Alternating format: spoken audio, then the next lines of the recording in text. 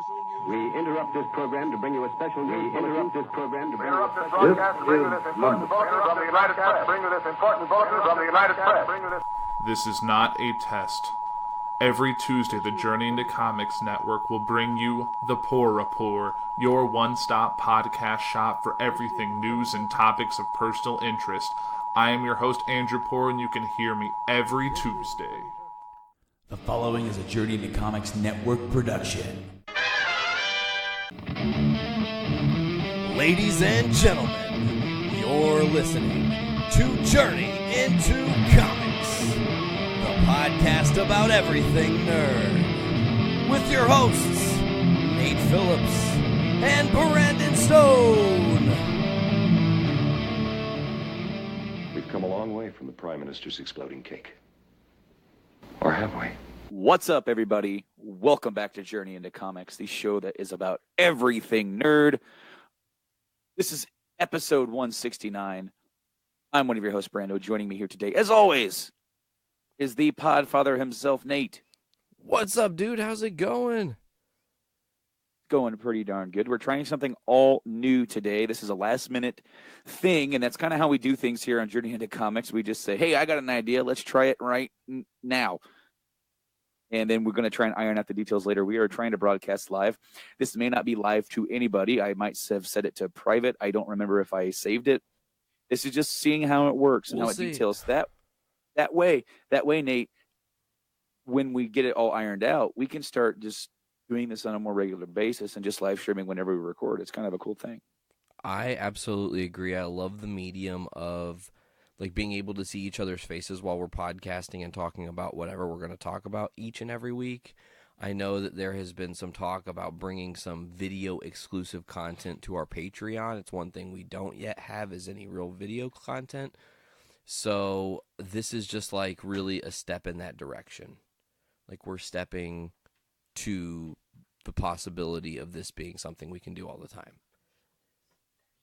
Right. And when you look at like podcasts that have, you know, one dude, like there's a podcast that I listen to. It's called the Podcast and Stone Podcast. It's these guys over here.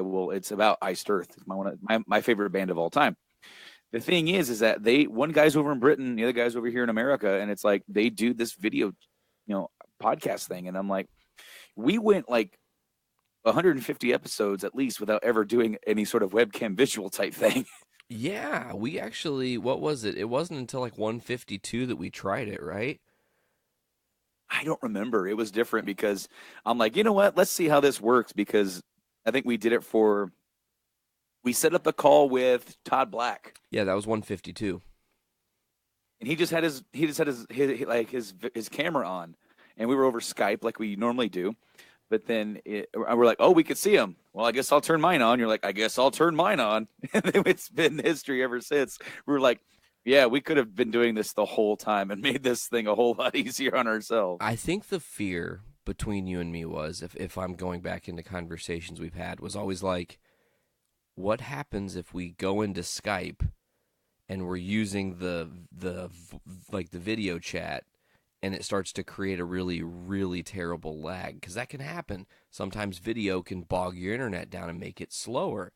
So it was one of those things. I think we were just like, rather than fuck up an episode or have a bunch of crazy things happen, it was like, let's get right down to it and just podcast how we've always been podcasting. So when Todd was like, hey, I'm here, and I've got my face on the camera, I was like, shit, well, I guess, okay, sure, let's do it. And now it's just like, it makes the podcast easier. I can see your face.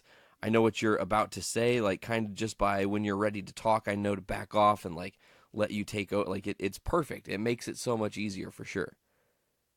I like how your version of Todd Black sounds like Kermit the Frog, sounds like Ray Romano, sounds like, oh man, I can't remember the guy's name off the top of my head, the guy that played Egon Spangler.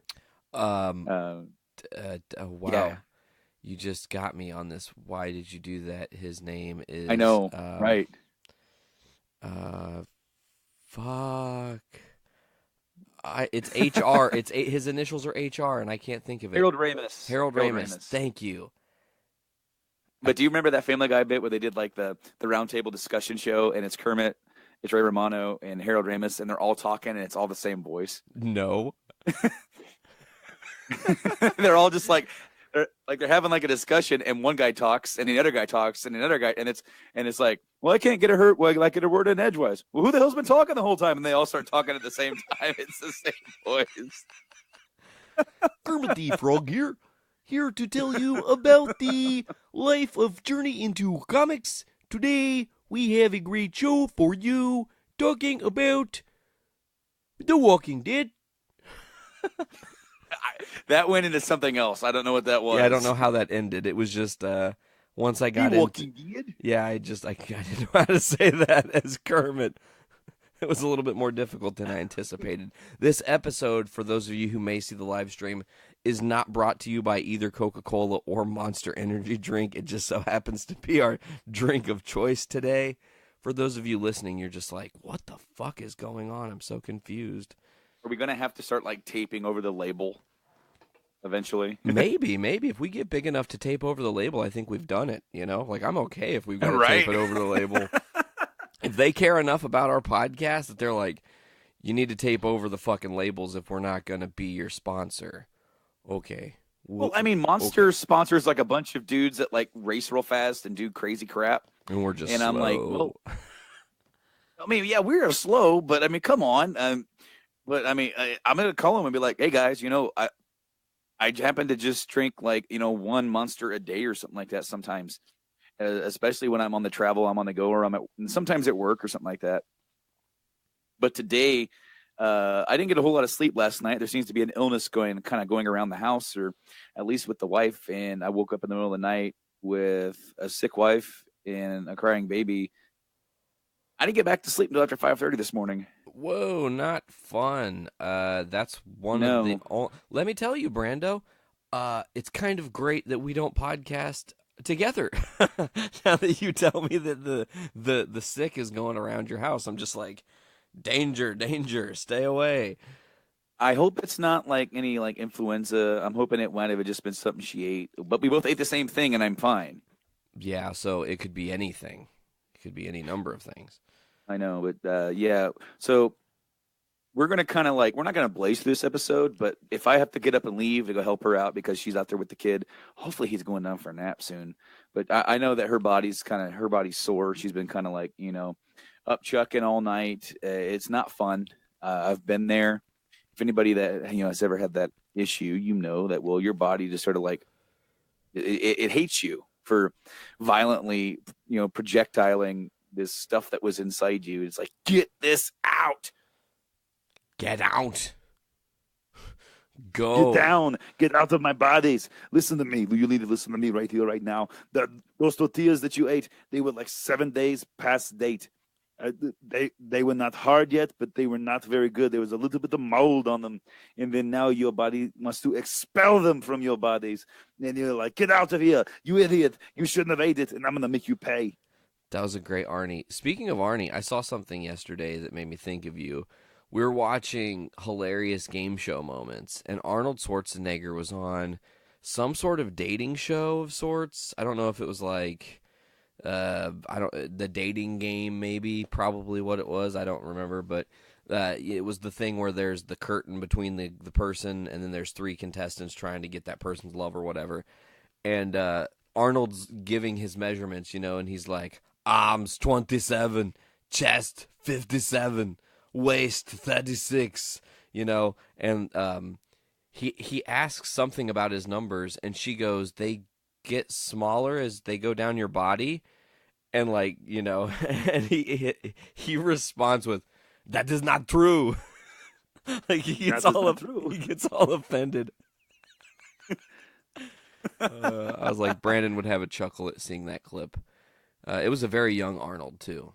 Like I'm talking. It's probably 70s. It was early. It looked like maybe like 82, 83. Like it was early 80s, I think, but maybe late 70s, somewhere in there. Yeah.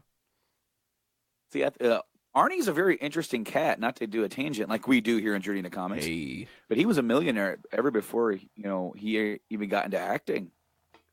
He was a bodybuilder, man. He was a bodybuilder, but he was also into real estate. So he made money in real estate, and that helped fund his bodybuilding. And yeah, he became a millionaire before he ever got into acting. Like the bodybuilding and the real estate, and like, well, the fact that he wasn't hurting for money, he's wanting to act for fun. Yeah. And it's kind of what he wanted to do. He wanted to get into that showmanship and whatever. And of course, he got into Conan the Barbarian, and that was one of his first like big hits. And then that led to the Terminator eventually. That's money. He did a lot of great movies though. He did well, and and it wasn't like the Terminator was like. It's not like it was out to be money. It was. I mean, I think we talked about this a while back when we covered the fact that they were going to make some new movies, but that original movie only had a $6 million budget.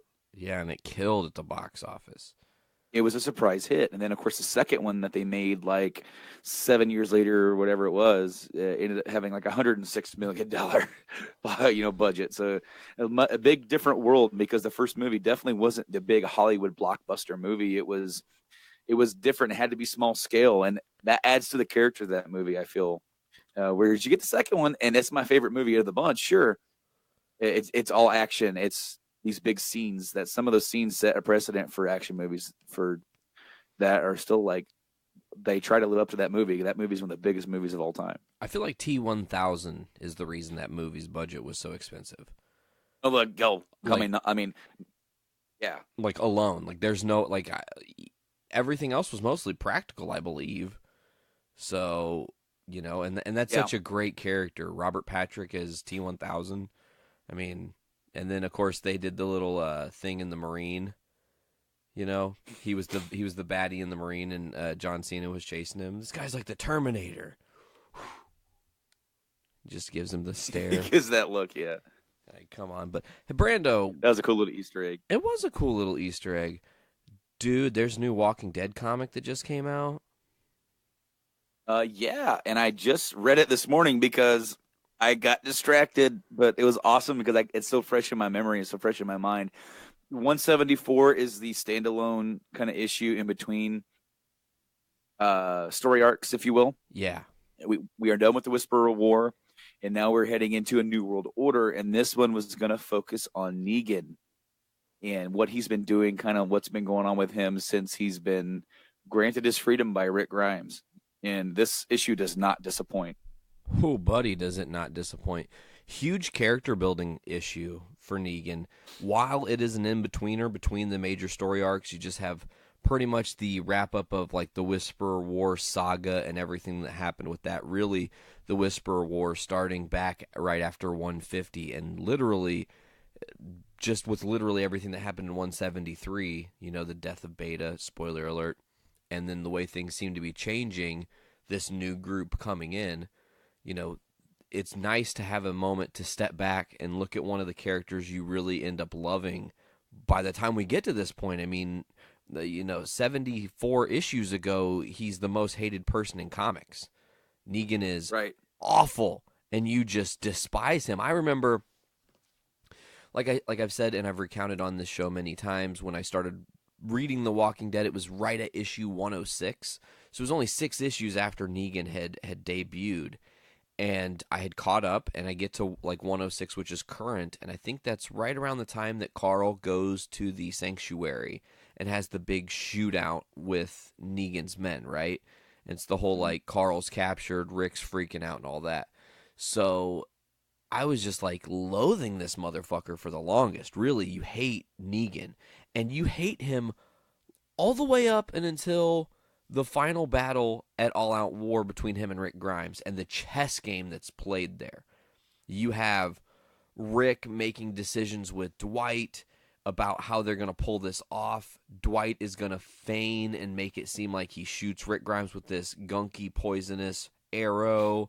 That in turn is going to shift the tide because now Rick Grimes is dead. No matter what, they're not going to have a leader because he's been infected with the gunk. It's a big ploy. The gunk never hit Rick. It's a trick. That was a rhyme. He shows back up. He fake slits Negan's throat, and at that moment you're like, oh man, Negan, like, wow, he's gonna have a shot at redemption. And he proves himself after the time jump, moment after moment after moment, that he is really trying to change.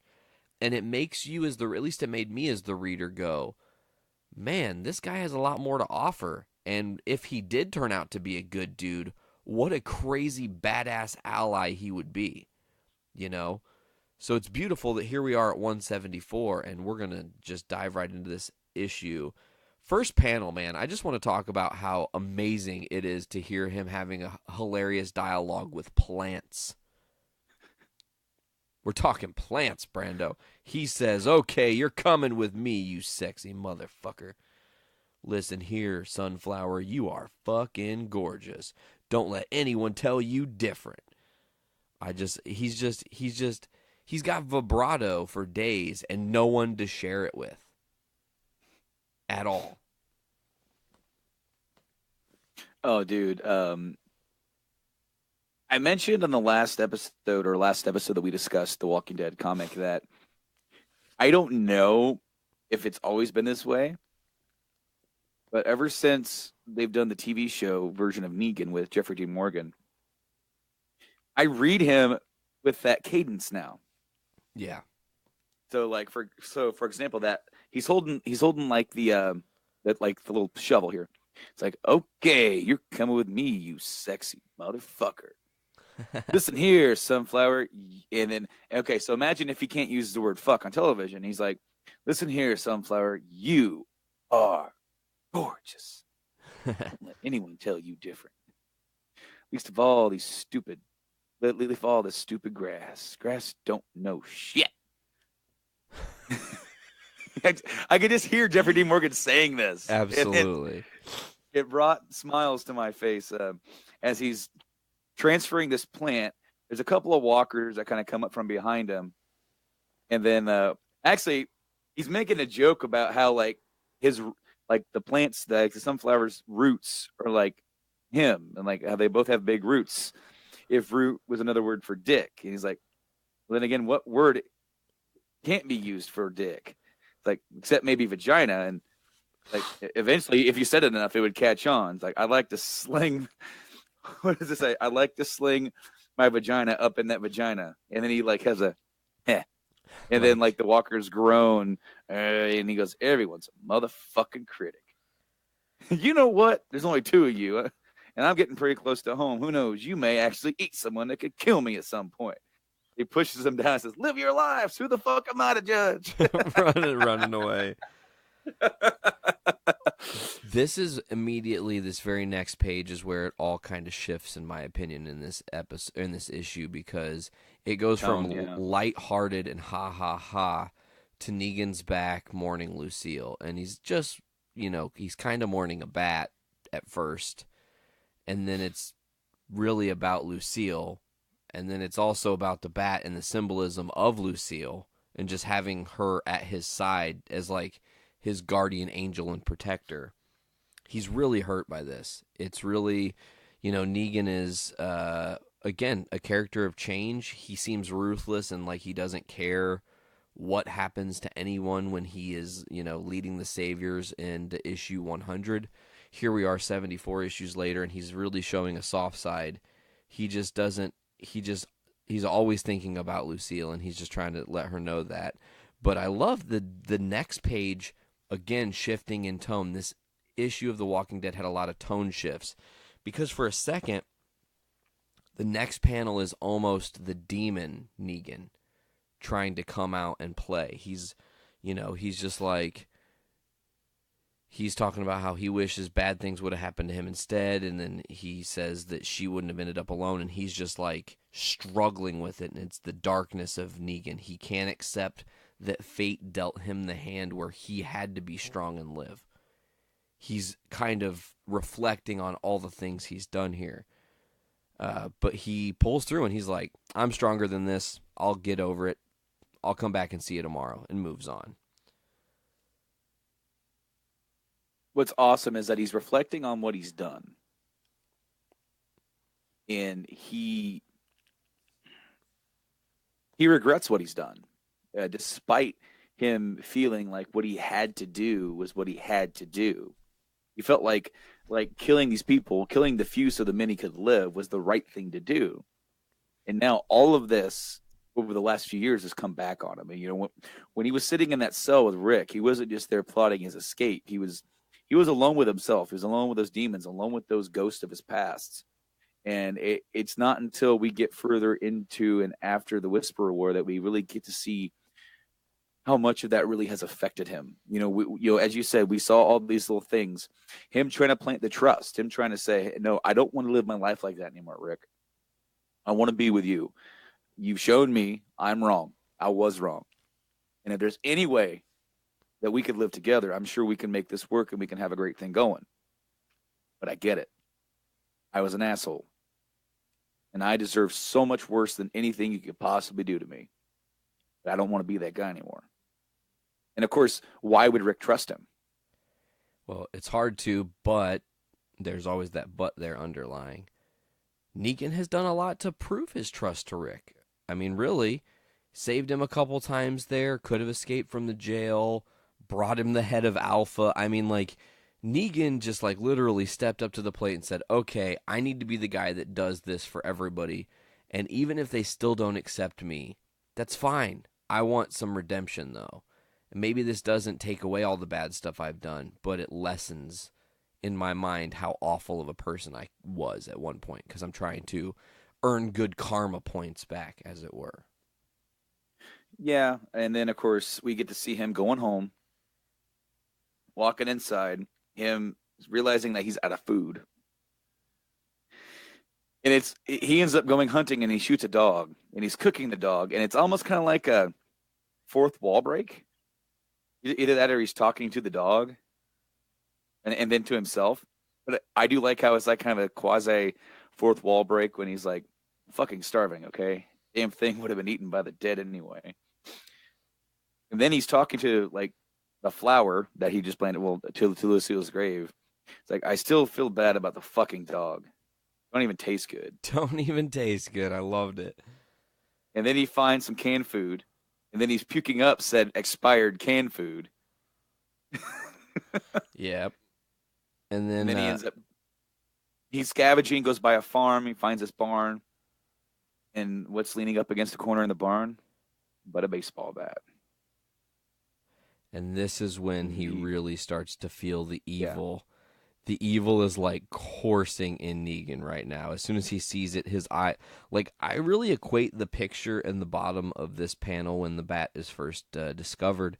The bottom right panel, his eyes, he just almost has like a Frank Castle Punisher look to him. Like he's switched on, you know? And it's going, and he's trying to fight it. He's trying to fight this sense of bringing the bat back, bringing that part of himself back. You know, relying on that once again. And he refuses, and he ends up leaving. And then that's when he's like at the grave again, basically saying, you're not a fucking baseball bat. I'm talking to you like a crazy person, but you're my dead wife, Lucille. Not the baseball. Like, he's like trying to like talk to him. So like, I made the bat a symbol of, because I couldn't bear the thought of not being alone. Yeah, but the symbol became more. It did. It definitely did. And then it's funny because right when he's telling you, is like, I can replace the bat, but that's not fucking you. It's not. And then he runs back to the barn, gets the bat, and as he's walking back, he goes by a barbed wire fence. And I love it because he kind of chuckles to himself and says, would you fucking fuckity look at that? Yep. And then he says, like, and then he starts talking to it like it's Lucille again, like it's her. It's like, I know it's probably restrictive, tight right now, but you'll get used to it, dear. He called it dear. It's like, I fucking promise. Fuck, you know, I fucking promise the fuck out of it. I love like he has never in like 75 issues or 74 issues, he's never waned on how he talks. Like he still talks the same way. And he's like, you know, pretty soon it'll be like second skin, and you'll feel naked without it. You'll never fucking be without it because it's a fucking part of you. Fuck yeah, it is. And then busting through the door is one and only Maggie and Dante. And this has been leading up from a few issues ago. I believe that was 173 when Dante showed her on the map where he was. The big inn. And here she is pointing a gun at him. And of course, she catches him in the act of wrapping the barbed wire around this bat. Of course, this is the symbol. This is the bat, or a replacement bat of what took down Glenn, something that haunts her, which they actually go into. And she tells Dante to wait outside. Why does Maggie look like Han Solo, by the way? A little bit. Yeah. A little bit. Maybe I think it's the jacket, I think it's the hair, and I think it's the gun. The holster too on the side of her, like it's just like so it screams Han Solo. I don't know. I guess that makes Dante Chewie. And of course, she's like, "You know who I am, don't you?" And Negan's like, "Yeah, I'm not senile. I know who you are." She's good. "So you know why I'm here?" He's like, "Got a pretty good idea." Guess the gun kind of gives it away. He goes, "Imagine you probably don't think too highly of me. I know you weren't happy about Rick keeping me in that cell, and I bet you're even less happy now that he's given me my freedom." She's like, you seem really calm about all this." He goes, "Maggie, it's a luxury to live in this world long enough to regret the things you've done. To have a quiet enough moment to allow the memory of your actions to horrify you. I'm sorry for what I did. I won't fight back." And she's taken aback by this, doesn't say anything. She's getting mad. She's like, "Don't I see what you're doing? You're trying to get sympathy from me? You don't get to play the reasonable, calm man after everything you did." She's not falling for it. And he's trying to convince her. Says, "No, act. I've had years to think about what I've done. Not just to your," she says, "husband." And she's like, "Glenn was his name, right?" And it's like, "Yeah, that was it. Listen, I'm not proud of it. I did it consciously, willingly, because I truly believed it's what I needed to do. After a while, after the nerves were off, after I got used to the things that I did, after it all started seeming normal, I even enjoyed it. I'll admit it. So many people died around me, right in front of me, that in the early days, I started seeing everyone as living on borrowed time, like they were dead already, still up walking around." That's not the first time we've heard reference to that. Couple times. Rick has said that, when he claimed we are the Walking Dead. And then he says, "Killing a few here and there to ensure 10 or 20 people I knew, at least half of which I actually liked, could live, easy trade. It wasn't until Rick showed me the way that we could actually make this world a better. And we didn't have to race to the bottom of what humanity could be in order to survive. I started to realize what I'd done. My Lucille was dead. Pretty much everybody I loved was probably dead. But if Glenn was your Lucille," and he starts crying now, tears start coming down, "well, that's a pain I'm all too familiar with." And then she just says, "Can you picture her face, your wife?" And he says, "Clear as day." "Can you hear her voice?" she asks. "I think so. I can remember conversations we had." And then she says, "Every time I try to picture Glenn's face, all I see him is screaming my name with the skull bashed in and his eye hanging out. When I hear his voice, it's screaming my name garbled in agony. That's my memory of him. And with that, I see you smiling." And then he's like, "Okay, then." And then she's like, "Okay, what?" Yeah. He's like, "Then kill me. I deserve it. Go ahead. Do it." And she looks over at the bat, and then he says, "That would be poetic summary. Painful for me, but I respect it. I understand all too well how satisfying that would probably be. If you use the bat if you want." She's like, "No, I'm not going to kill you." He looks up and he grabs her by the wrist and says, "Do it." He wants out. And then he's begging her. Yes. Yeah. And now he's begging. It's almost like, come on. I don't deserve it. It's like, I can't live like this. I can't be alone. I deserve, this is what I deserve. Pull the trigger, Maggie. Do it, please. And then she's like, she doesn't want to do it now, or she wants to, but she's refraining to. And then he says, "Picture Glenn's face. Remember that. Remember what I did. That's who I am. That's what I'm capable of. I could do that again. I want this, please. I want it all to end. I'm ready for this to all be over. I want you to kill me. You please just kill me, please." And his voice trails, "Please." She pulls the gun away and says, "No, I'm not going to give you what you want." Leaving him there on his knees with tears streaming down his face. But she goes, "You have to live with what you've done." She walks away, leaving him on his knees, and she says, "Let's go." Dante said, "You didn't." She said, "No, he wasn't worth it." And there's a couple walkers walking, like the door to his house is wide open. A couple walkers are about ready to wander in, and Dante asks, "Should we just leave him to?" And then she opens fire on the walkers and kills them. Grabs Dante in for a pretty aggressive kiss. Yeah, Jesus. Sexual tension that's been building for like 30 some issues. Yeah, and then she grabs the horse and says, "Let's go home." And then we see Negan on his knees. He pulls up, slicks his hair back, puts his coat on, grabs the bat. Looks like he finishes wrapping it, or he breaks it off. He takes it over to a fire, chucks it in the fire, and the fire engulfs the bat, and we see what looks like a sense of calm or solace in Negan's face. No anger, no wicked smile, just peace. There. Yeah, peace is a good word for it. This is a great issue. A really good piece, because this is something, a showdown between Maggie and Negan, something that we've been waiting for since Glenn's death. Absolutely. They've never officially crossed paths. Not like this. And now they had that interaction. We've seen how far Negan has come since his debut. And then, of course, just this year we read the like the Negan, Negan backstory. The Here's Negan backstory issue, and that gave us like that mixed with this, like it's like his character arc is probably my favorite overall in The Walking Dead, because he goes from a character that you just hate to a character that you're somewhat rooting for, especially with his relationship with the other characters. And after everything that he's done, he doesn't deserve this crap. But in this kind of crazy world that they live in, you know, it's people like this who you end up seeing by your side when the shit hits the fan a lot of times. Absolutely. This issue was moving. This is another one of those issues that catches you off guard because, as I said, this is really deeply character building Negan, and it pushed him to a different echelon of character. He's at peace now. He's got a lot of resolve. Maggie could have killed him. She didn't, so that tension is gone. It seems now that there's no one left in the community and in Alexandria, the Hilltop Kingdom.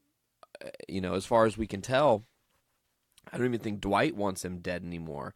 So now, what does that mean for Negan? Is he going to come back again and be a major player for Rick when this New World Order happens? I feel like the New World Order story isn't going to be Rick's story. It's going to be that other group.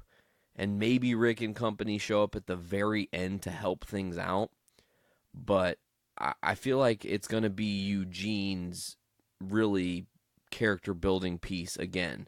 Because Eugene has kind of fallen by the wayside. He's had a lot of really shoddy moments. He feels responsible for the death of Andrea, even though he really had nothing to do with it. I mean, it was all circumstantial. So this is him trying to find redemption, another redemption story here in the book. I just hope that Negan can play a bigger role moving forward now that kind of all of the tensions against him and the past versions of him are gone. It's going to be interesting because obviously Maggie feels like he's not deserving. You know, she almost feels like he is. A better punishment for him would be to let him live with what he's done. Obviously, with him, you know, at first she's like, you know, saying that she's not buying this. She's not going to fall for his tricks. But then when the tears start falling and then he's really begging for it, she kind of feels like he's not trying to trick me now. He's in a sad existence right now. And it would be, how would she really feel if she had done it at that point in time? Because then it almost would have been a mercy killing. And then that to her is like, that's not what, that Glenn didn't get that. Well, and it gets even weirder when you put it on its head like this and think of any superhero story you can think of where someone has been wronged, a hero has been wronged, and then they're not seeking to like avenge someone who had fallen because of how they were wronged, but instead they're looking for revenge. They get the revenge, maybe kind of looking at, you know, Robin in Batman Forever maybe is a good example. He wants to kill Two-Face. He's driven by that rage, but ultimately if he buys in and kills Two-Face, he's just Two-Face. He's the same. He becomes the exact same thing as the thing he hates. And I think that that also, in some way, played into Maggie's conscience. The more she talked to him, and the more she suffered. But what it also did, it gave resolve to her and Glenn, because she sees this guy who's actually remorseful. She gets what she wants out of it. She made him a pitiful, weak, groveling man. And it doesn't change anything, but it mentally has to make her feel a little better. And coming from that, it allows her closure with Glenn in some form. And she opens this new door with Dante, which who knows how long this will or will not last. But if his head gets bashed in by a baseball bat, it's not Negan, it's definitely Maggie's fault. She's the reason people's heads get bashed in with baseball bats.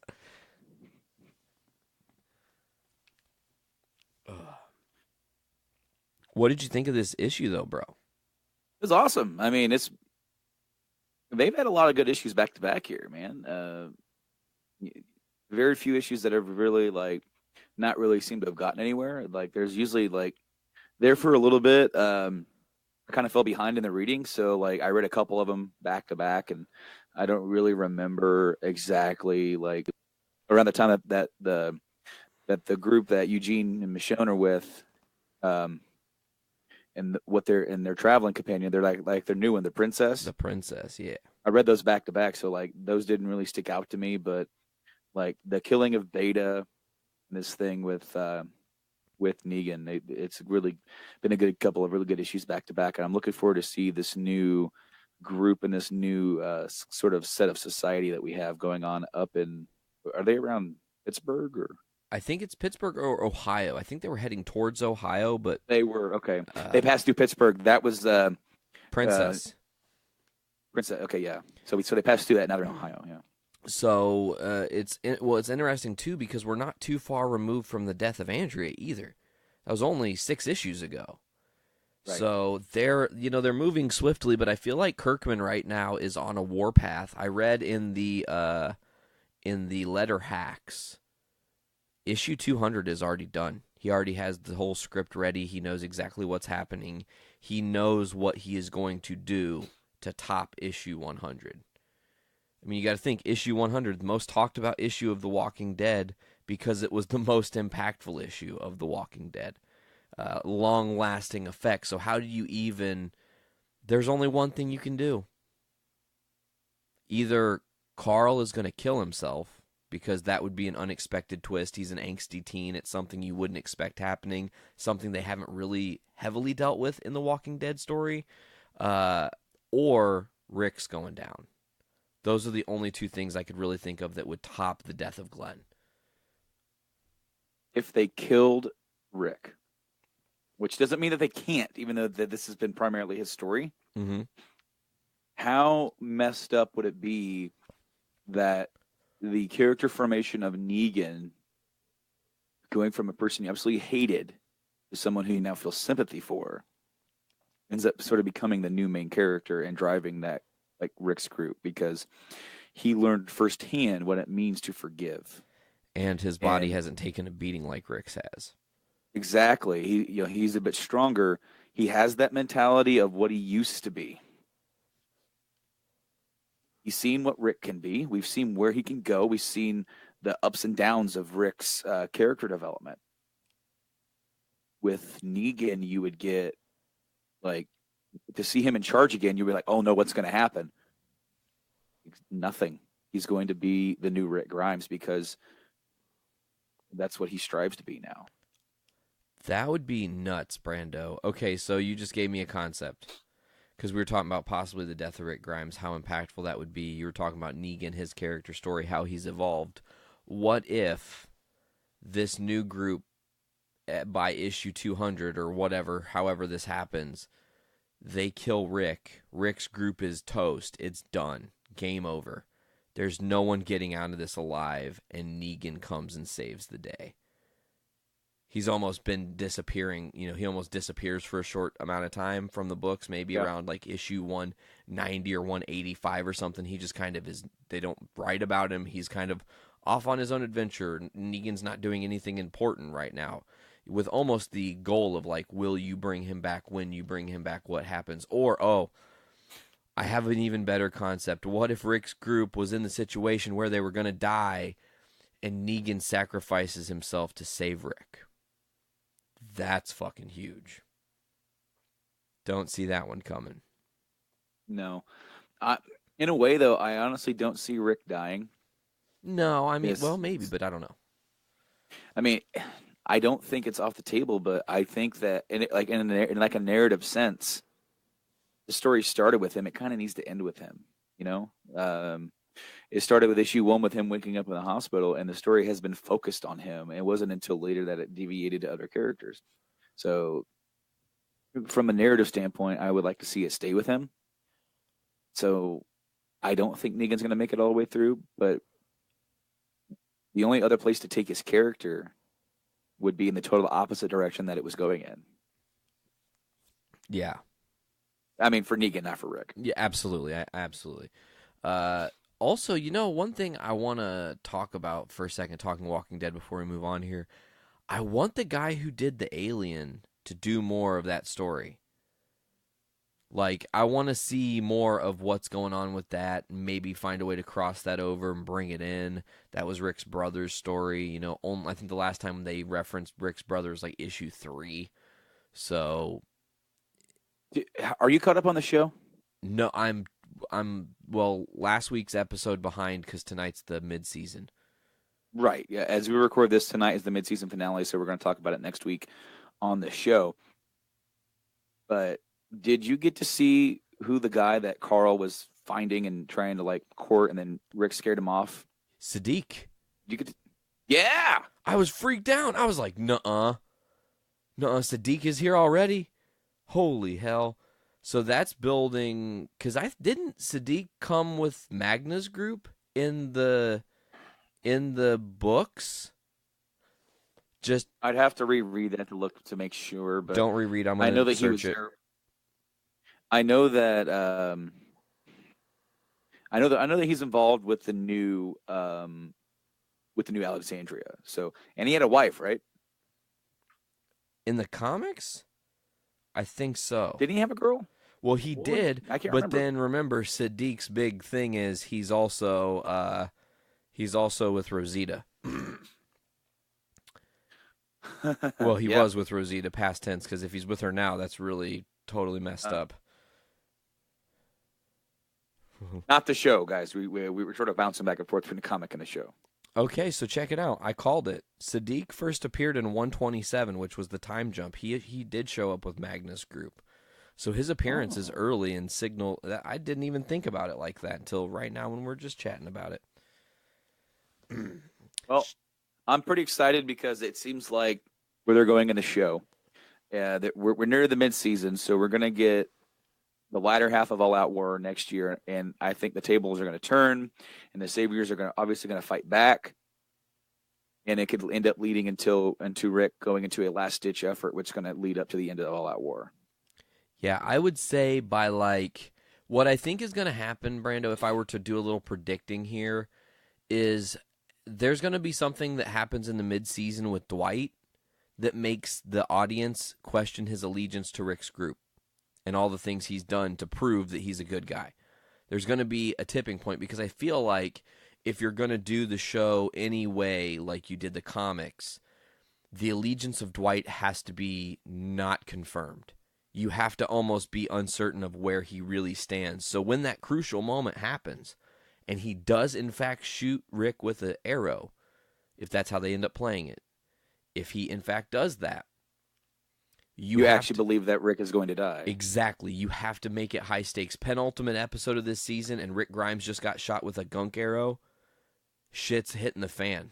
And everyone's going to go, oh my God, in the finale, Rick Grimes is going to die.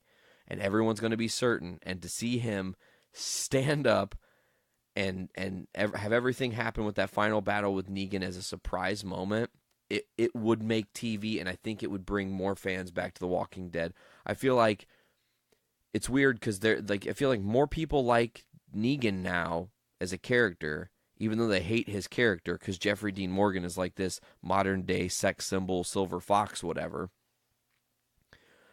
But, like, also, he made a lot of people stop watching The Walking Dead because it was like, oh, they took it too far. Looking at Glenn's eye bulging out of its head while he's trying to say Maggie's name was a pinch too far for me, and I can't watch it anymore. Hopefully people will be like, oh, there's great resolve with Negan and Rick, and you'll need to watch it, and everybody will be like, okay. So then by the next season, you know, numbers are back up. Because I heard that the numbers this year for Walking Dead have just kind of been down in general.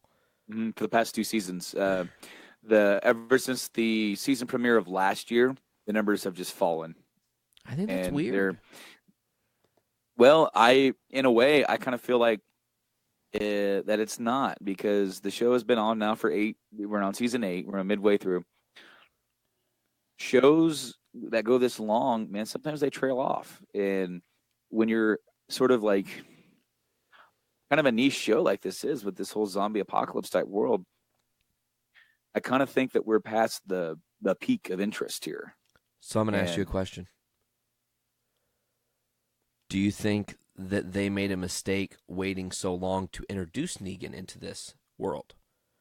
Should they have moved things forward? Should we have not visited and bothered with Terminus and all these other things that were just like filler and gotten right into it? Yes and no, because there's good stuff that came out of that, and I agree. Good television. I honestly feel like that people just, I think they don't like the flow of the show sometimes. And I've actually seen comments where people think that Jeffrey Dean Morgan is kind of annoying. That's actually surprising. But I don't think that's a vast majority. I actually find him very entertaining and really enjoy his take on Negan. I love JDM as Negan. Let's jump forward. Probably we've spent a pretty decent chunk of this episode on The Walking Dead. It was a very awesome issue 174. Brando, we're 26 issues from 200. If they stick to the regular schedule, I believe that puts issue 200 in like October of 2019. So we'll see. We'll just have to see. Awesome. All right. Do we want to go into this other news next? You know, I was going to look up to see if any update had been had yet. But Disney, Brando, we've been teasing this, and we keep teasing it some more, but I just recently read some news. They have finalized the deal and are working on the fine print of what the deal will entail monetarily speaking. Disney will be buying part of Fox, 20th Century Fox. They're going to have 30% stake in Hulu. I think that's important to note, that Disney will own 30% of Hulu now. Does that change how the streaming service works? Will the Disney service be an add-on to Hulu moving forward? But it actually brings some more interesting questions, because this deal being finalized means that 2018 is the last year we will have Fox created superhero movies. And it's a doozy. There's like 3 or 4 Fox created superhero movies coming out this year. You got New Mutants in April, Deadpool in July, and Dark Phoenix in November. And of course, within all of that, in October, you're going to have a Venom movie as well, which is Sony, but I digress. So this deal being finalized, Brando, there's a lot of other stuff at play. I don't know if you heard this yet, but a big rumor has come out of the possibility of this deal being finalized. Someone is slated to return as a character that they just stopped playing. Hugh Jackman? Yes. His one caveat when he left was, the only way I'll do another movie as Wolverine is if it is alongside of the Avengers. The rumor is part of this deal being fast-tracked is so Hugh Jackman can actually make his debut in Avengers 4, the second half of the Infinity Story. Yes. So that's an interesting thing to talk about. So what do you think about this deal? Well, I mean, even if you introduce the Wolverine character without introducing any of the other X-Men, That's your toe in the water. That says mutants exist here. That means that in the Avengers world, Scarlet Witch and Quicksilver, there's a merge somewhere. There's a play on things. These guys are mutants. Oh. And then with Wolverine, you're like, this guy, he's a mutant. And then even if that's the only time he ever plays him, and he kind of goes off and rides off in the sunset again, as if like Logan was his final, and then Avengers is like him tipping the hat saying, glad I could see you guys. And then he leaves. Then they look over there, and there's this whole rainbow and shiny world of the X-Men. They can go, when we lose Robert Downey Jr. and Chris Evans and Hemsworth, come on over here. We're going to be all right. X, Magneto, Cyclops, Gambit, maybe Wolverine, Storm. Then you have all these characters to work with, and all these big, awesome comic characters who just easily step in. And then you have this new Marvel-created Fantastic Four. Absolutely. There are so many possibilities here. One thing I want to mention that's interesting, they definitely killed Quicksilver in the MCU, and Quicksilver still exists in Fox's universe. So maybe Infinity War, because of the timey-wiminess and the way things will work, maybe Wanda will get her brother back, but it's not Aaron Taylor Johnson, it's Evan Peters. You don't look like my brother at all. What? I'm so confused. Oh man, I was also thinking of like, how cool would it be is like when they get all these characters and then they do the Infinity War, like Part 2 or Avengers 4, and they have the crossover with Wolverine, and it's awesome, and we have all this cool resolution to the Thanos story, and then you have the after credit scene, which does nothing to build up the next movie. It has everything to do with Deadpool. I knew you were going to say it. Okay, let's hear it. What would you do?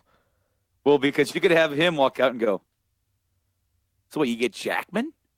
Like, who had the #1 rated R-rated movie twice? Twice! Because I'm the guy who literally saved the X-Men. Me! True. And he could actually be like, kind of like pretty angry about it. And pretty like ruffled. He's like, so you guys, this guy retired. He wouldn't even be in a movie with me. And then he goes, you know what? You know what I think about your MCU and your Mickey Mouse ears? You can just go and then like cut it off right before he could say it, I love that because it hypes it. It makes it fun. It gives Deadpool a point in all of this. Alternately, it puts him on an even bigger stage. Yes. So that way, when they do Deadpool 3, you got a lot more people looking in on it. Now, granted, you do need to be careful with what he says because Avengers are more family friendly. He could technically probably get away with an F-bomb, but don't do it. Save it. Because what would you do is like you have this rogue guy coming onto your after credit scene. You're going to be like, well, we're not going to let him get away with too much here. Click. I think that would be the first F-bomb in the MCU if he dropped it. I don't think probably. I don't think there's been a character in any of the MCU movies that have said fuck. They definitely said shit and damn and asshole, but I don't think the F-bomb has ever been dropped. I would love it. Like, how we did, you said you would like to see a Spider-Man v. Deadpool. Yes. And then that's what I do for Deadpool 3. The whole movie, Deadpool's plotting his one F-bomb. Yes. And then someone else says it. Oh, that would be hilarious. And then he is losing his mind and getting so mad, but he can't say the word fuck, so he sounds like the dad from A Christmas Story. He just starts making up his own fraggle. Snaggle fragging. And then he's sitting there and goes, see, this is what I get. This is what I get when Disney buys out my studio. I sound like the dad from A Christmas Story. Yes. Oh, man, that's self-referential. See, with Deadpool, I think the other thing I would do is the movies for Infinity Part 2 is over, right? And wherever the scene ends, you see like a random garbage can in an alley, and there's something shiny sticking out of it. And Deadpool's just whistling, walking along. And he's like, ooh, some shiny. And he grabs it, and it's the Infinity Gauntlet. Of course, it doesn't have any of the stones. It's the shitty gauntlet that Thanos had without stones, because I'm guessing the stones will be destroyed or put in safekeeping or whatever. But Deadpool's like, I'm going to get to work on this right away. And then it flash forwards like 15 seconds, and he's at the arcade trying to win fake rings to put into the thing. You know, like he's trying to figure it out. He's like, I got it. I got to just win this yellow ring, and then I have the Soul Stone. It'd just be a play on how, you know, asinine that is. I love that this is happening. You know, I said to you privately the other day that I think that today or tomorrow we'll get the news. Well, today being yesterday and tomorrow being today, time travel. That we'll get the news that Fox is gonna make this deal official. But I just heard it looks like it'll happen right around Christmas. All right, so how funny would it be also to have an after-credit scene where Deadpool has all the Avengers on their knees, and he's walking around with a leather jacket and a baseball bat? Oh my God, that would be hilarious. And he's like, wait, so you were expecting something different? and he's like waving the bat around. Like, what say you, Tony Stark? It'd be funnier though too. Also, if like it was like kind of how Dick did his Deadpool Negan. It's a wiffle ball bat, but then like the wiffle ball bat can shoot water, so he's like pointing it and then just like spraying people in their faces. They're like, oh, come on. Well, how cool would it be if he went to go hit Iron Man and it just ping, it's ow! God, that didn't work. Jeez, that hurts. Yeah. What are you made out of iron? Yeah. I get it. You know, so we talk a little bit about the X-Men in this and Deadpool. You said it too, though. Fantastic Four. Mm-hmm. If this happens, Fantastic Four are coming home. Marvel's first family will be home. The team that really created the Marvel universe, because the Fantastic Four, as you know, are the first Marvel book that Stan Lee wrote. It was his own project, and it kicked off the new love of superheroes, Spider-Man to follow. The reason that in the Amazing Spider-Man #1 there's a Fantastic Four cameo is because the Fantastic Four were already such a well-established team, thinking in advance and planning the future out. They, you know, put those universes together. So this means there's only one property other than Spider-Man, which I'm going to talk about this in a second. That means there's only one property that Marvel does not have the rights to fully do. And that's Universal Studios. They still actually own Namor. And I think that deal is up in like 6 months, though. So before this is all said and done, Marvel's going to get all the rights to everybody back. I don't know exactly how they're going to do it, but I feel like if the Venom movie is bullshit, which it's probably going to be, I'm not having great feelings about it. I feel like they have like really good intentions, but they're mixing their message. You've got Tom Hardy is playing Eddie Brock, but he looks like a military dude, which is more like Flash Thompson and Agent Venom. So it's like, what story are you telling? And then now they've also said they're introducing Anti-Venom into the movie. So I'm wondering if there's a stumbling step here that's going to happen with Sony that's going to open up Marvel to go, look, you keep making these really bizarre movies that don't quite hit the nail on the head. And did you see a Spider-Man Homecoming? It was really pretty fucking good, by the way. I think we should just finish this up here, and they'll get the rights to Spidey back. They won't buy Sony out, but they'll get the rights to Spider-Man back. I think they'll be more aggressive about it. Okay, so here's something else.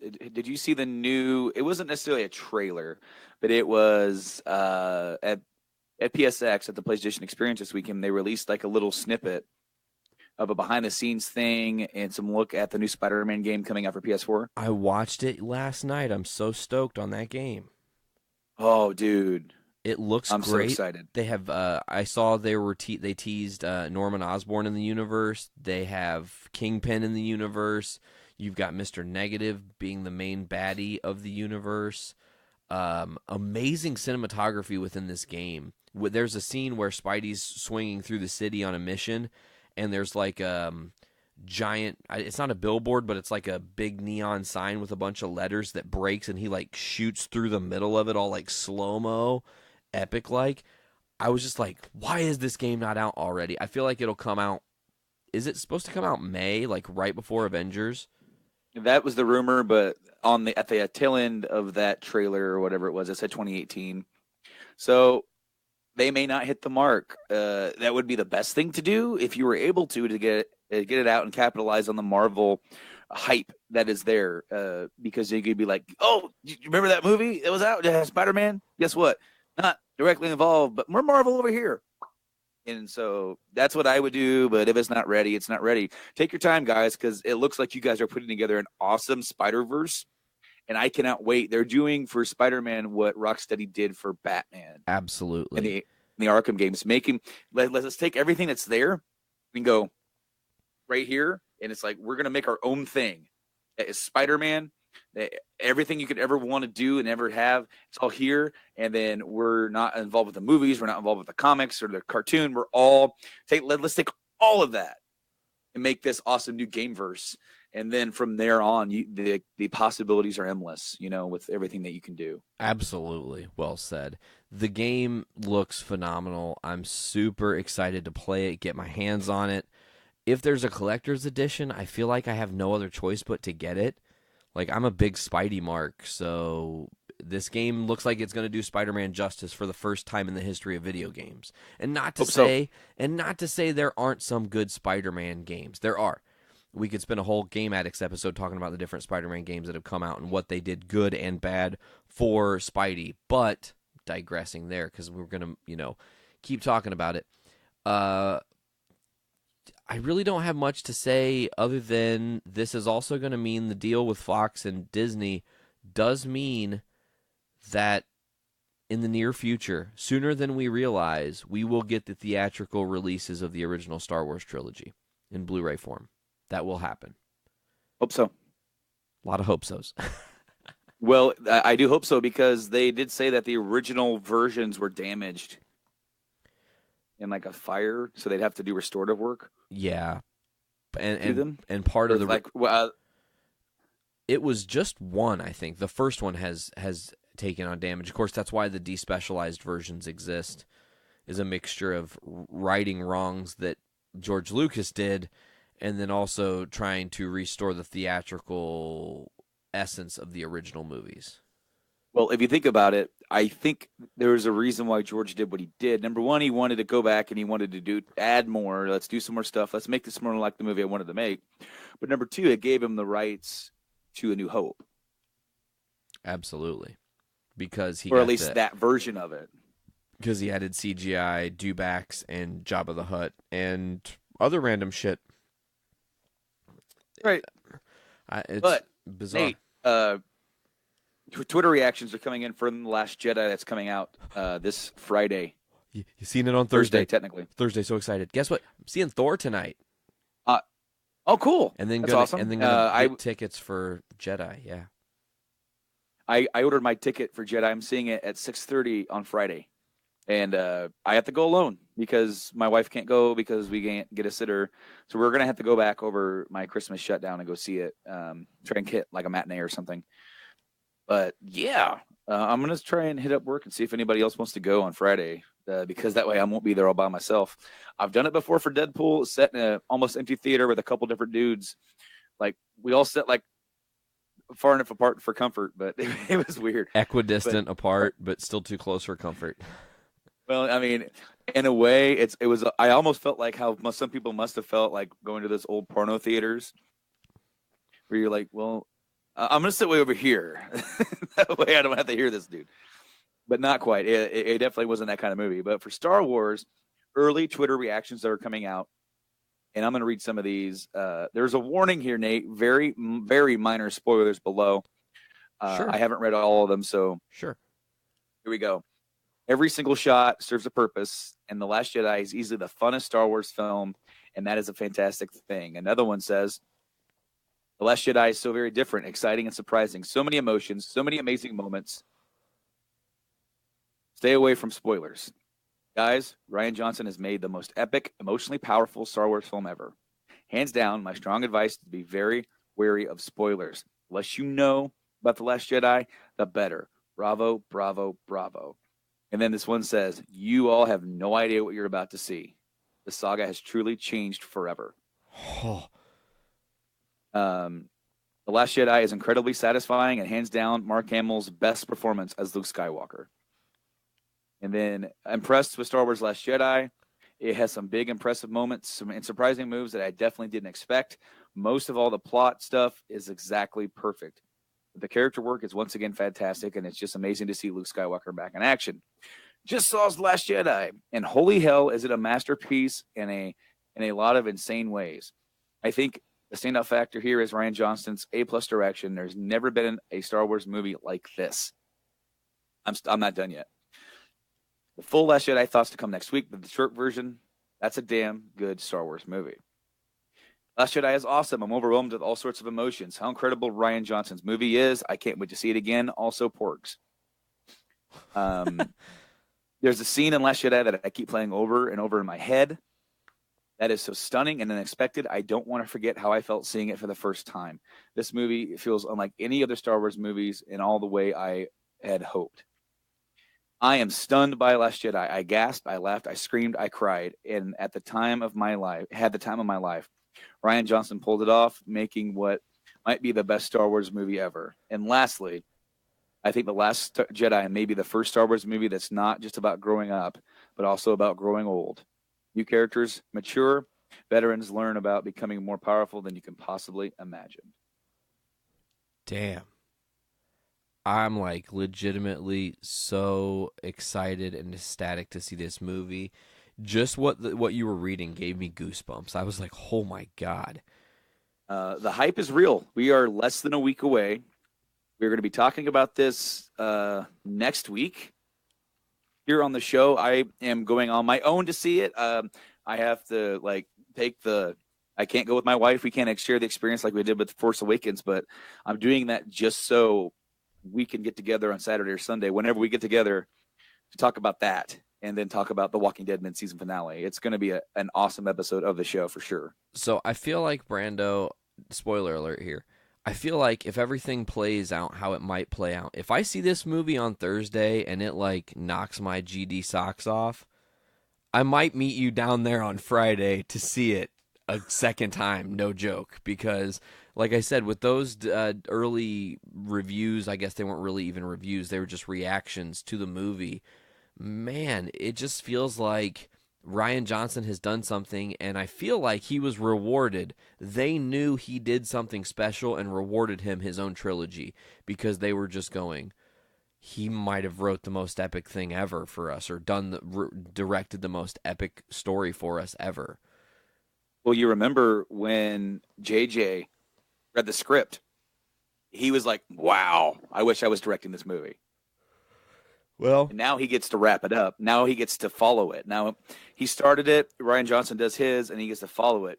And it's really, like, I'm getting chills now thinking about this movie living up to the middle movie expectation, of like for the original trilogy that was Empire Strikes Back. It's one of the best character building episodes in the entire saga. You know what I just realized? I bet you, I don't know if this is true or not, but I bet you the United States release of The Last Jedi will come with Solo, a Star Wars story trailers. That movie comes out in May. Does it really? It comes out the week before Deadpool 2. So hold on, in May we get Han Solo, Deadpool, and Avengers? Yeah, it's busy. Ouch. Ouch. My wallet hurts. Get Movie Pass. I'm telling you, that 1 month you'll get all three of those movies for the price of one movie. It's worth it, Thing is, order now, because I hear that it takes forever to get your actual card. The way that Movie Pass works is you have an account. Your account gets billed once a month at $10 a month. You have a debit card. Every time you select you're going to go to a movie, it puts the amount of money it would cost for that ticket on that specific debit card. You take it to the theater, jakink, you buy your ticket, game over. Pretty crazy, actually. Wave of the future. It's like Netflix for movies. I'm stoked, Brando. I really hope it's awesome. I'm super stoked too. There's not really too much to add to that, but on the docket, I did put down Star Trek. Oh, I know. And I want to talk Did you hear about it? Oh, I heard about it. We're getting a Tarantino-created Star Trek movie. Rated R? That has been cleared, rated R. They have gone through and they said, Paramount and JJ said, you got the clear way to go make a rated R film. And he hasn't signed on to direct it yet, but he pitched the idea to Paramount and JJ on what his kind of Star Trek movie would be. Now, this, from what I'm understanding, this is probably not going to affect the trilogy of movies that have just come out. I got my Blu-ray copy of Beyond that I picked up a while back for like $4. Still need to watch that movie. It's pretty good. I mean, I don't know if it would be like the best out of them. Did you like the first two? But it's if you liked them, you'll like it because it's. I want to say it was written by. Well, it was directed by Justin Lin. That was the dude that does the Fast and the Furious movies. Not Jeremy Lin. Obviously, there's a lot of Houston Rockets. No, but obviously there's a lot of cool action movie stuff in here. I'm trying to remember the dude's name. Simon Pegg. Oh. He helped write the movie. I'm trying to find exactly where it says written by Simon Pegg and Doug Young. Doug Young. Or Young. Wow. And then of course produced by J.J. Abrams because he went to go do Star Wars. But awesome flick is I think the new trilogy. I mean, they're fun. They're awesome. They're really cool movies. Some people didn't like the second one and the use of Khan. I actually thought it was kind of cool. And then the new show is killing it. Star Trek Discovery is bringing it back to the small screen. And the thing is that the newer Star Trek movies, the third one is the least. Was like, oh, you had the first one that did well enough for them to justify a sequel, the second one that did better box office, and the third one that did the worst of all three of them. So I think there was a fourth movie that was being planned, and it might have been shelved, due in part by the lack of income, especially when you consider on the other side of the sci-fi verse, Star Wars is making billions, Star Trek is not. So I think what they're looking at here is that if we bring in Tarantino and do an entirely different thing, it could mean big things for Star Trek. Yeah. And as long as you don't, I think Tarantino's a smart movie maker. You know, he's not going to go in and make this whole thing a Sam Jackson movie or whatever. It's not going to be Pulp Fiction 2 in space. No, but if you take, because he's a very smart filmmaker, he's very key into dialogue and character development. If you give him the tools and you give him the characters, he can do something cool with it. And I don't know if we don't know if it's going to be a Kirk story or if it's going to be a whole new ship with a whole new cast story. Like kind of how they did with Discovery, how that's set before the Enterprise and all that kind of stuff. What we could be having on our hands is something entirely new. Kind of like how the Rian Johnson trilogy, he said it's not going to be any Old Republic. It's going to be something entirely new. I know, shrug, but we're going to get something entirely new from the Star Wars verse. The Tarantino thing could be something entirely new for Trek, which could either flop or it could be something that Trek needs to kind of step to a different level and become something different than what it always has been. Yeah. Stand apart and to go, you know what? We are something too. It's not just about Star Wars, which I'm actually wearing a cool, like one of my new shirts. Oh my gosh, that's amazing. It looks like an old NES cart, but it's Star Wars Millennium Falcon. Ugh. Yeah, and then the Nintendo logo says Rebel. I'm just wearing a Marvel shirt because I'm a Marvel mark. But I'm so excited for Star Wars. I cannot wait for this Friday. This week is going to drag on so slow. And if you do come down, that's going to be awesome because then we can just do the podcast right after. Absolutely. We won't be able to talk about we will be able to talk about the Walking Dead mid-season finale because that's tonight. Yeah, so we can do both. I mean, if you want to start planning that, I'm all down because that sounds like a great time to me. Maybe we can get a few other guys from the network to join in. I'm down. Let's see what the plans can be. All I have next weekend is a show on Saturday, so Friday's clear.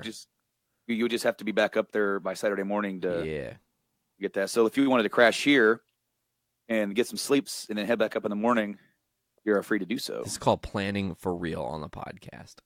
There we go. That's how we do it, man. That's what's up. Yeah, man, this is something we're going to definitely have to talk about and plan. I don't know if you saw it in the group or not, but spoiler alert, I have a special logo created for the next episode of Journey into Comics. I saw it, but I think you sent it when I had the group chat muted. Because I do that at night, especially if you guys start talking. Yeah, because I'm a night owl. Because it can wake me up. And then this has happened sort of in the past where if I wake up, I can be kind of grumpy. Grumpy Brando. And so like my instant reaction can just be like, what the heck are you doing? Yeah, just like, ugh, why are you waking me? You're probably like the president in Independence Day. I need to speak with the president. He's sleeping. Then wake him. So. Yeah. Oh, it turned. Yeah. Little teaser there. I like how you just threw it. Oh, that was great. I don't think we really have anything else we can go on about. I mean, we technically could talk a little bit about it, but we don't have to. Because they released some... Maybe that could be exclusive content. Maybe that could be like something we throw up on the Facebook where maybe you could, if you want to talk about it, maybe it could be like a JIC extra on Facebook where you just live stream it from your iPad and maybe you talk about it or you and, hey, you see, I'm thinking, man. I like how you think. Very well. Well, I think then that's going to do it for this week of the episode. Should we do it? Do you want me to do the plugs? Do you want to do the plugs? Go ahead and do the plugs because I did the plugs twice yesterday for Game Addicts Podcast, and twice, and it was well, yeah, because we did 2 episodes. We did the one for this week, and we did the episode that's going to be up for feature week. We went ahead and pre-recorded that because it's a retrospective. Yeah, very nice. I heard that you're also recording another episode soon with a couple dudes. Yeah, hopefully this Wednesday I'll get together with Tyler, who has been on the Game Addicts podcast, and of course the host of Podcastrophe, Dick Tyner, will be making his Game Addicts debut. We're going to be talking about the Monster Hunter beta, which I have downloaded, but don't know if I'm going to get a chance to play. Just depending on. I mean, that's last the night. nature of it. Last night I could have played it, but I'm sitting in my chair going. And then today, with the wife kind of being ill, I think I just kind of want to chill out, and maybe we'll throw on some Star Wars movies and kind of hype ourselves up for the new Star Wars, even though she can't watch it with me. Rude. That's man, I know, but I just kind of want to watch them. I've got the Despecialized queued up on my server. That way, I can stream them to my PS4. Hell yeah, that's the best way to watch them, man. Well, as always, folks, you can check out Journey into Comics on all the different social media platforms, whether it's Facebook at Journey into Comics Podcast, Instagram at Journey into Comics, and or Twitter at JIC Network. You can get us on all the different podcasting platforms, whether it's iTunes, Podbean, Stitcher Radio, Google Play Music, or for the second official time, officially announcing it for the first time, now you can find us, Journey into Comics Network, on Spotify. I'm so excited to be a part of that. Yes, it's so exciting. What's funny is I went to mention that on Game Addicts, and I realized, wait, our show's not on there. It's the Journey into Comics feed. I'm just like, oh wait, yeah. So maybe in the future we'll be on there, but until then, go look at the other feed. I'm sure we could probably arrange for Game Addicts to get on there pretty easily. I didn't take too much work to orchestrate getting us on Spotify, but really grateful for hosting with Podbean because they make everything possible. They make everything really easy. I mean, for God's sakes, they've even got it now where they put an episode up on our YouTube without us doing any work. You know, that's... I know, but now it's so cool because if this whole video thing worked that we're trying today, yeah, now we could just put this up and it's some people could see us. So they could see my badass Iced Earth poster, my couple amiibos, my Link Between Worlds, my Star Wars Rock Band poster. If you stop making noise and stop making the thing go away, and then Batman Arkham Origins. You got your Pop Viners and Pop Viners. I said that wrong on purpose. Did you see? There's a collection of like it's President Trump and he's like saying all these things and he's like saying stuff wrong. No. There he goes. When he says the Russia investigation, he says the Russia investigation. I heard him say United States. United States of America. Yeah, that was messed up. That's a whole other podcast we could do. Poor Report, check it out every Tuesday on the Journey into Poor Comics Report. Network. Every Tuesday. Tomorrow, actually, if you're listening to this today. Or today if you're listening to this tomorrow. That was confusing. All right, folks. As always, check out the Journey into Comics Network at journeyintocomics.com. You can get us, like I said, on all the different social medias and whatnot, and different places to listen to podcasts. Just search Journey into Comics Network. You get 10 shows. That's Journey into Comics, Journey into Wrestling, Foodies Watching Movies, The Poor Rapport, Butt Stuff, Podcastrophe, The Voice of Survival Podcast, Game Addicts Podcast if you're doing the Patreon, or on any of the Best of the Week clip shows, you can get Game Addicts Podcast at GameAddictsPodcast.com. You also get Brews with Dudes and Literature, all 10 shows under the One Network banner. We're waving the flag high and saying that everything's glorious here, folks. If that's going to do it for this week of Journey into Comics, this has been episode 169. We thank you guys so much for listening. As always, I'm your host, Nate. I'm Brando. We'll see you guys later. Just, keep filling your brains with shit.